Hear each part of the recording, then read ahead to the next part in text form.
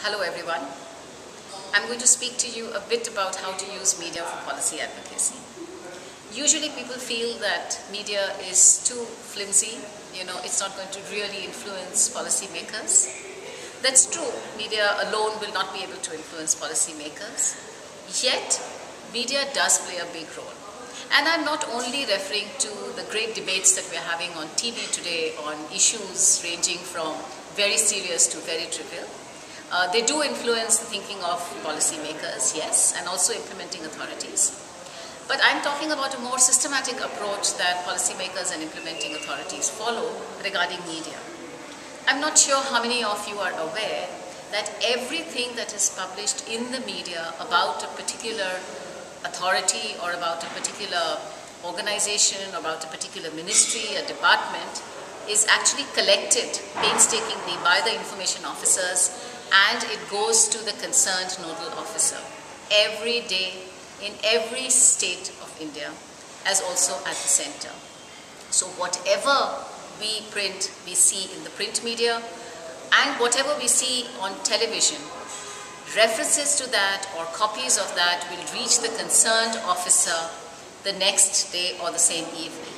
And which is why it's very important that if we are campaigning on a particular issue or we've done some excellent research, we make sure that we do get some media bites, we do get some print media space, because we know that that's one way of reaching the policymaker. So if we use the media to actually go there and then we go and meet them, we know we can show them the printed media, we can show, give that video that link, and yes, that's one way of saying that, well, it's broader than just you and I talking about this. The other thing that we need to keep in mind is how do we deal with media itself, and that is what this webinar is going to be more about. It's not very easy to deal with the media, that's what we all think, but it's not so difficult too. Please remember that journalists also come from the same households that you and I come from. So they're also people. But yes, they are paid to give news in the media. So what is it that teaches us? Never say anything that you don't want printed or you don't want quoted.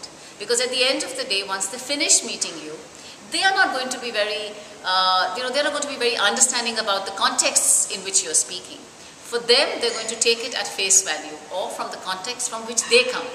And remember, they're also putting together a lot of disparate things, which to you might be disparate, but for them it's a story that they're making. So they might just quote you in what you might think is completely out of context, but for them it makes a good story. So please remember, never say anything to the journalist that you don't want quoted. That's the first rule. The second rule is that you don't have to make a story for the journalists. That they can do. What you have to do is to give them the key message. Now for most researchers, there's never a key message, there are always key messages. So we need to prioritize. What is that one thing that we want to say? And a good way of, knowing how to do that is to think that if I was to go home and tell that to my spouse or to my grandmother or to my sister or to my son, what is that one or two things that I want to tell them, that this is what I've done in this research and this is what my research has shown. And this could be while we are doing research, so it could be, a mid-point that we might want to share something, or it could be at the end of it. But what I'm emphasizing on is that one or two things. When we go to the media, please remember that just as public has very short memories, media people too have very limited words. So they have to tell a story in 300 words, 200 words, 500 words, and they have to do a lot of things than just quote you verbatim. So just give them one or two things that you want quoted. If you have 5 things, talk to them 5 times, give them 5 stories. That's better than trying to give all the 5 points in one bit. The third thing that I'd like to point to you is the press release. Often we think that it's important to have a press conference rather than just depend on a press release. My experience in the media world and my experience as a media advocate tells me that that's not really true. Media people are as busy as you and I are, and they wouldn't want to come and meet you all the time, or they wouldn't want to come to the press conference because they may have conflicting press conferences. At the same time, they may just come to the press conference and say, oh, where's the press release, just give it to me and I'll do the story. So I think what I'm trying to say is it's very important for you to write down What is it that you want them to publish? You don't have to write a media story, that they can do. But what you have to write in the first para is what you want to say about your research. Not about your organization, not about the background, not about the context. No, we don't want any prefaces, no foreword. We just want the output of the research in the first 2 sentences. If you can put that sharply, you've got the story. Even if it's only 50 words, you've got the story. Even if it's just one quote in a 300 words story, you've got it. The last thing that I'd like to tell you about is think on your feet. When you're talking about to journalists, whether it's a print journalist who's called you up or whether you're on TV, think on your feet. And what is it that you need to think on your feet? You just need your clear messages.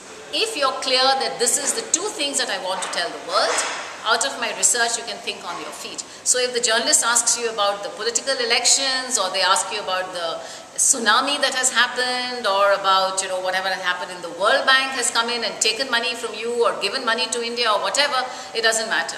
Whatever they say, you just need to acknowledge it and then come back to your message and say, well, that's interesting. But this is the research that I've done and this is what it says, and you need to make a bridge to what you need to say. So you just need to think on your feet, not on what you have to say, because that's a homework you would already have done if you want to deal with the media, but you just need to think on your feet how to bridge what journalist is asking you and what you want to say.